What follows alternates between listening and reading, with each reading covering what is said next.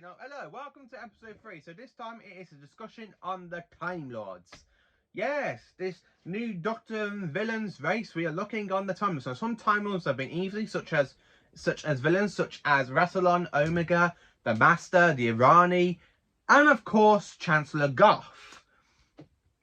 And even Barutula, the Doctor's old teacher. So let's get straight into this. So the Time Lords were introduced way back in 1969. Basically, in the last story of the War Games. Now, the very first time we actually do meet a Time Lord is known as the Meddling Monk in the William Hartnell story, The Time Miller, way back in season 2 in 1965. Now, in this one, the Doctor basically, at the end of it, he teaches the monks a lesson by stealing like the dimension button and making his TARDIS shrink. And of course, the monk does basically return in the Daleks' master plan. Now, that one is missing, but I've heard the audio and it's really, really good actually. If you haven't listened to that story, listen to it. The main time we actually see the Time Lords basically make their full appearance in the show is in the 1969 story, The War Games, from season 6. Patrick Troughton's the last ever story. So you have a Time Lord known as the War Chief working for the Warlords, trying to create a soldier of humans. Taken out of different time zones, you've got the Roman times, you've got the American Civil War, you've got the Scottish Civil War, you got World War II and some other bits and dabs from Earth's history. Anyway, the Doctor is there having to call the Time Lords, and then he tries to do a run away from them, and they caught him, make him stand on trial, and then after his trial, they just give him his punishment to be put on exile, making him regenerate into his third incarnation. So in his third incarnation, we are introduced to another Time Lord, which we don't know his actual full name, who came to warn the Doctor of the Master. Now, the Master is also another race of the Doctor's people, as you should know. So the Master is basically the Doctor's archest enemy. Basically, the Master's met all of the Doctors at some point in the Doctor's lives. Well, this is the very first time he's actually introduced. So the Master is then causing havoc between the 3rd, 4th, 5th, 6th. Then he goes back to the 1st and 2nd in the 5 Doctors. And then, of course, the 8th Doctor battles the Master. The War Doctor works with the Master in the Time War, a child version of the Master.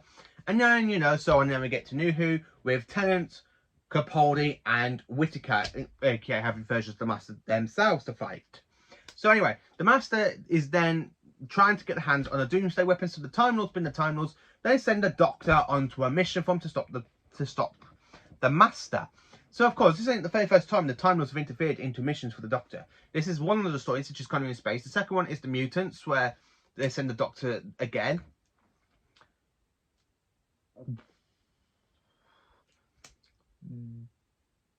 Then, of course, we have Genesis of the Daleks. Then, of course, the Brain of Morbius.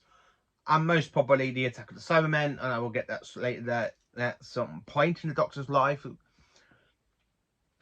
So, after that, the Doctor is then is contacted by another Time Lord known as Omega, who's got... Now, in this one, Omega is draining the Time Lord's power on Gallifrey into a black hole of a matter universe of antimatter. Now, matter and antimatter can't exist without being like, boom, and you destroy everything.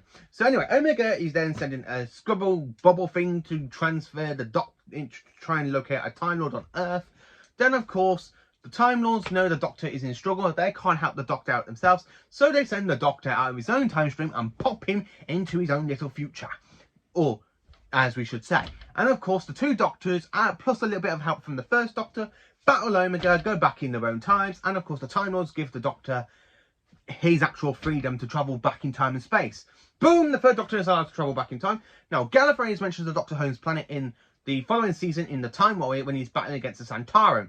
A bit more on that a bit later on when the Santarans and the Time Lords.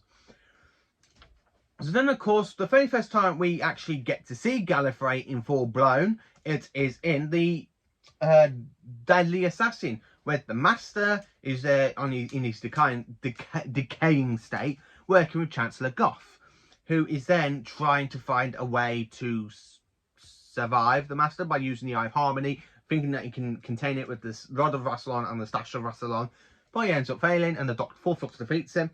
So the Master goes off in time and space. The 4th Doctor goes into time and space, leaving their Time Lords on Gallifrey. Then, of course, the Doctor goes back into Gallifrey in the following season in the story, The Invasion of Time, where this time the 4th Doctor's got to work with the Vardans and he's trying to make a trap for him, makes them fall for the trap. He defeats them by using the Santarans' help, even though you have a bit of an idiot of a Time Lord. I can't remember his actual name. I actually think he's a bit of a twat in this. And of course, I don't really like him. He then switches sides after the Doctor gets with the Verdans. The Santarans then invade in the last 2 episodes of this story. So with the Santarans invading Gallifrey, the Doctor and the Time Lords have got to try and wait to stop the Santarans. And of course, the Doctor uses the Great Key of Rassilon and wipes this and destroys the Santarans that way. And then, of course, we are off Gallifrey for a very long time. The next time we are on Gallifrey is in 1983 in the story Arc of Infinity. So Omega somehow survives from the 3 Doctors' event, and then basically he gets hold of the Doctor's body print by another Time Lord who's helping him, basically trying to make the Doctor look like a criminal. The Time Lords bring the Doctor back to Gallifrey, and of course Colin Baker, aka playing this time not playing the 6th Doctor, he's playing Commander Maxwell, basically shoots the 5th Doctor and knocks him out. And he goes, "Don't try and escape in your TARDIS, Doctor. We will know." So of course, with them finding out what Omega's plan is, the Time Lords allow the Doctors go off into Earth to try and stop Omega and defeat Omega, which the Doctor does. And the Time Lords aren't seen until a couple of stories later in the 5 Doctors. Set on the Death Zone of Gallifrey, one nasty little Time Lord known as Barusala is taking the 5 Doctors out of time and space. Starting off with the 1st Doctor making ripples into the 5th Doctor, and the 5th Doctor feels it completely. Then, of course, the 2nd Doctor, then the 3rd Doctor, the 4th Doctor somehow got trapped inside a time loop. So, aka Barusala trapped the 4th Doctor in a time loop while trying to get him into the Death Zone. Not as well as that, though. Everything goes completely wrong, because not only has Barusala bought the Daleks, he's bought a Dalek, he's bought Cybermen, he's bought a Yeti, he's even bought the Master, aka pretending the Master's not part of it, but the Master is part of it. Somehow the Master then teams up with the Cybermen, while Barusala is after the immortality ring that is on Rassilon's basically body. In, I think it's actually called suspension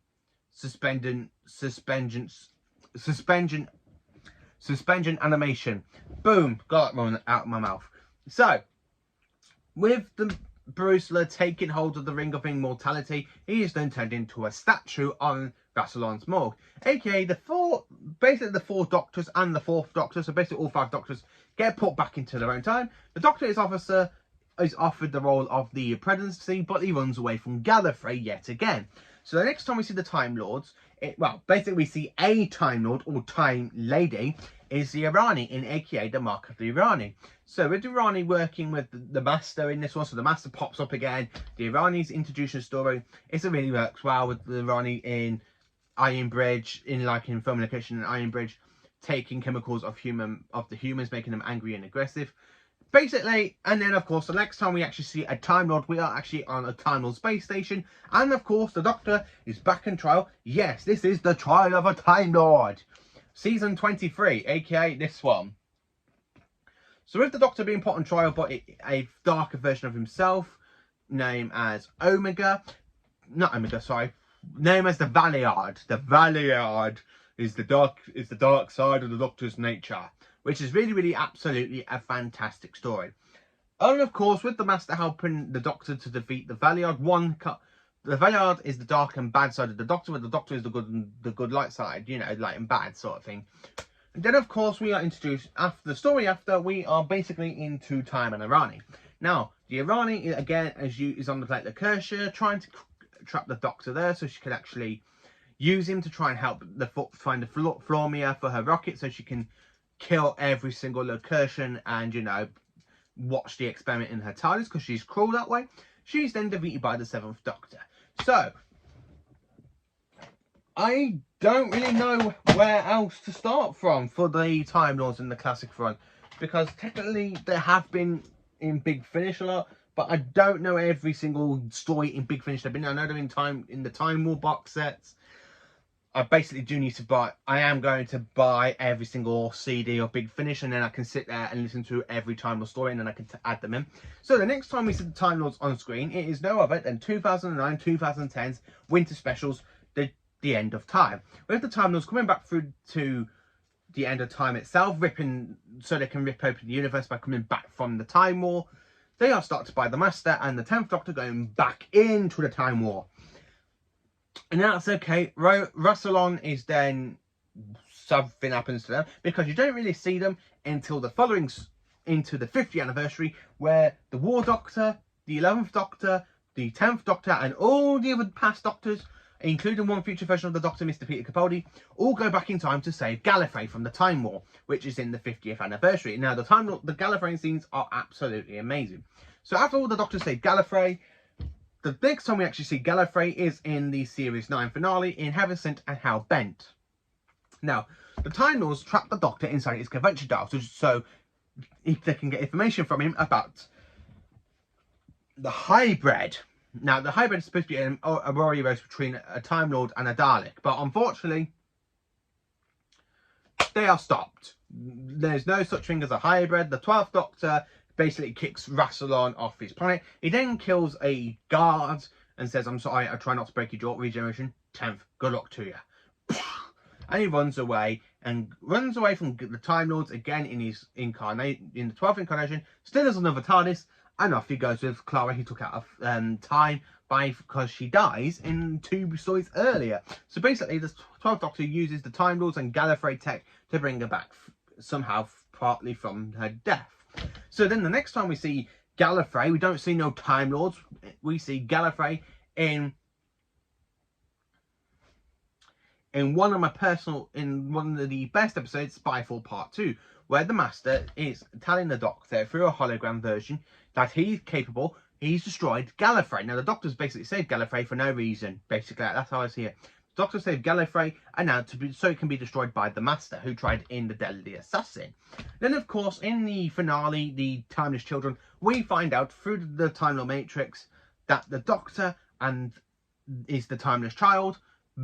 Partly, I still personally think the Timeless Child is basically the Master, because everything we know about the Timeless Child arc comes from the Master, and the Master does lie, and I really do think the Master is the Timeless Child because of the amount of times the Master has survived. That is my own theory. The Master is the Timeless Child, makes up the whole lie with Rassilon to get the Doctor back. And then, of course, we see little flashbacks to Tectalum, and of course Omega and Rassilon. So that is basically it for the Time Lords in the television, in the TV wise. So what do I think of the Time Lords totally in control? So the Time Lords during the Time War was supposed to be big baddies fighting the Daleks, you know, so on and so on and so on. But really, in the Vampire War, that is supposed to be really good. Time Lords versus vampires. I would love to see that in the show. And of course, with them fighting against the Arachnoses in the Big Finish audio, Empire of the Arachnos. Now, that is a really good story. If you've not listened to that one, I suggest you should.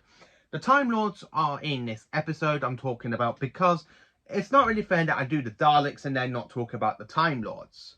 So, of course, the Time Lords are the most powerful race in the Time Lords in the universe. Basically, having the ability to time travel first with successfully, growing TARDISes, you know, just being civil and observing the universe. Where the Doctor is just like, Sergio, I'm not having that. I'm escaping. I'm leaving your paradise. I'm going in my own TARDIS and I'm leaving you. Bye-bye. Don't care. That's how I basically see it. The Doctor has given so many reasons why he left Gallifrey. 1, because he was bored. 2, he was scared about the hybrid. And I can't remember what the other ones were, because the Doctor's given out so many reasons why he left Gallifrey. Even like where Tegan goes from the 5 Doctors, you can't go in the room from your own people in a rackly old TARDIS. Why not? After all, that's how it all started. So, let me know in the comments, what is your favourite Time Lord story? How do you think of the Time Lords? So, and of course, my ranking of the Time Lord stories we have so far. So, I'm not going to include, basically, the Time Miller, because I can't really add Meddling Monk in this because of the Daleks Master Plan, but because I don't really think it's fair that way. So doing this from the War Games up to the Timeless Children, I have to say this. So the War Games is 10 out of 10. Tale of the Autons is 10 out of 10. The Colony in Space and the Mutants, where they all send the Doctor on to do little missions for them, especially when he has to fight against Morbius. I forgot to mention the brain of Morbius as well. Oh dear.